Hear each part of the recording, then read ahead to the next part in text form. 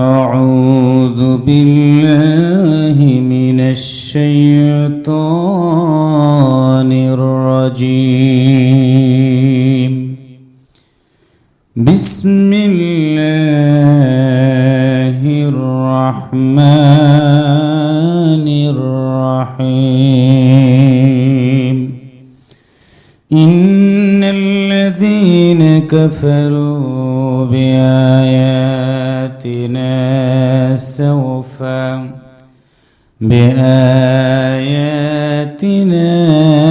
سوف نصلهم نارا কুরআনুল কারীম সূরা আন-নিসা আয়াত নম্বর 56 মহান আল্লাহ তাআলা ডাক দিয়ে বলেন, নিশ্চয় যারা আমার আয়াত সমূহকে অস্বীকার করে আমি আল্লাহ নিশ্চয় তাদেরকে আগুনে জ্বালাবো। তার মানে হলো আগুনে জ্বালানো মানে হলো জাহান্নামের ভিতরে আল্লাহ তাআলা তাদেরকে দিয়ে দিবেন। কাদেরকে? যারা কোরআন শুনে কোরআন মানে না, কোরআনের পথে জীবন চালায় না, কোরআন কেন্দ্রিক জীবন যাপন যারা করে তাদের সাথেও ভালো সম্পর্ক রাখে না। কারণ হলো আল্লাহ তাআলা এই মানুষগুলোকে পৃথিবীতে পাঠিয়েছেন, এমনি এমনি পাঠান নাই। কেন পাঠিয়েছেন আমার আল্লাহ সেই কথাটাও সুন্দর করে বলেছেন, ওয়ামা খালাকাতুল জিন্না ওয়াল ইনসা ইল্লা লিয়াবুদুন। মহান আল্লাহ সুবহানাহু ওয়া তাআলা মানুষ এবং জিন জাতিকে ইবাদত করার জন্য পৃথিবীতে পাঠিয়েছেন। সুতরাং আমাদের জীবন চলার পথে সিদ্ধান্ত নিতে হবে, যতদিন বাঁচব আমরা আল্লাহর ইবাদত করব। মানব রচিত আইনগুলোকে পদদলিত করে আল্লাহর এই জমিনে কোরআনের বিধান বাস্তবায়ন করার জন্য আমাদের চেষ্টা করা লাগবে। কারণ হলো আমাদেরকে ভয় করা লাগবে আল্লাহকে। আল্লাহ তাআলা একটা আয়াতের মাধ্যম দিয়ে বলেছেন, ইন্না বাতাশা রাব্বিকা লাশাদীদ। নিশ্চয় আল্লাহর পাকড়াও বড় শক্ত হয়ে যাবে। আল্লাহর পাকড়াও যদি শক্ত হয় সেদিন আমরা কিন্তু বাঁচতে পারবো না।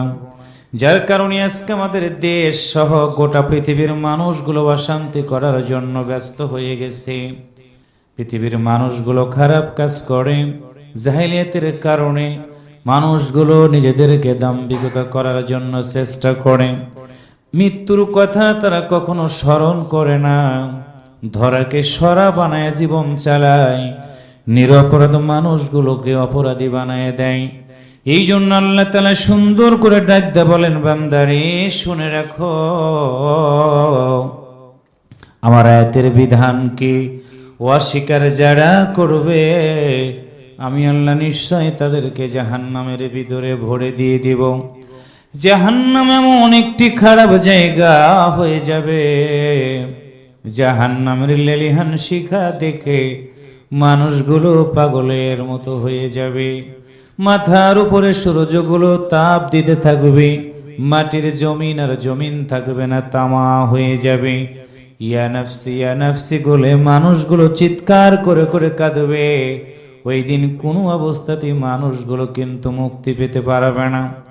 সম্মানিত প্রিয় ভাইরা, রোদ যদি একটু বেশি ওঠে আমরা মাঠের ভিতরে থাকতে পারি না, গরম যদি একটু বেশি ওঠে কারেন্ট চলে গেলে আমরা রুমের ভিতরে থাকতে পারি না। একটু বার চিন্তা করে দেখুন তো, এই বডিটা ঠিকই থাকবে, বডির কোনো শক্তি থাকবে না, চোখ থাকবে, চোখের কোনো আলো থাকবে না, কান থাকবে, কান দিয়ে শোনার মতো কোনো সুযোগ আমার থাকবে না। পৃথিবীর মানুষগুলো নিষ্ঠুরের মতো করে আমাকে মাটির কবরে রেখে দেয়া যাবে, যে কবরের কোনো সাথী নাই, যে কবরের কোনো বাতি থাকবে না, একা একা অন্ধকার কবরের ভিতরে আমি চলে থাকবো রে ভাই। পৃথিবীর মানুষ মরে যাওয়ার পরে তিনটা জিনিস তার সাথে কবর পর্যন্ত যায়। এক নম্বর হলো আত্মীয় স্বজন, 2 নাম্বার হলো ধন সম্পদগুলো, 3 নাম্বার হলো তার নেক আমল। আত্মীয়স্বজন কবর পর্যন্ত যাবে, আবার কবর রেখে চলে আসবে। সম্পদগুলো বাড়িতে থাকবে, গাড়িতে থাকবে, ব্যাংকের ভিতরে থাকবে। আল্লাহর কসম করে বলি রে ভাই, শুধুমাত্র ঈমান এবং আমল, 2টা জিনিস আমাদের কবরের ভিতরে যাবে। 2টা জিনিস যদি আমাদের কবরের ভিতরে সাথী হয়, তাহলে সিদ্ধান্ত নিতে হবে তুবু ইলাল্লাহ, আল্লাহর দিকে আমাদের ফিরে আসতে হবে। খারাপ কাজ করা যাবে না, অন্যায় করা যাবে না, মানুষগুলোকে হত্যা করা যাবে না, নিরপরাধ মানুষগুলোকে গুলি চালাইয়া পঙ্গু এবং জীবন নাশ করা যাবে না। এই জন্য আজকে আপনাদের কাছে এতটুকু বলে দিয়ে গেলাম, সেটা হলো কোরআনুল কারীমের সূরা আন-নিসার 56 নম্বর আয়াতের মধ্য দিয়ে আমাদেরকে বুঝতে হবে, জানতে হবে। আমার আল্লাহ তাআলা সুন্দর করে বলেছেন, আমার প্রিয় ভাইরা, সেই কথাগুলো আমাদের মানতে হবে। যতদিন বাঁচবো কোরআনের পক্ষে থাকবো, যতদিন থাকবো আল্লাহর আয়াতগুলোকে মেনে জীবন চালাবো, যতদিন আমরা বেঁচে থাকবো আল্লাহর কথা ছাড়া অন্য কোনো কথাগুলো আমরা শুনবো না, মানবো না। এতে যদি আমার জীবন চলে যায় যাবে, কিন্তু আল্লাহ ছাড়া কারো কাছে মাথা নত করব না।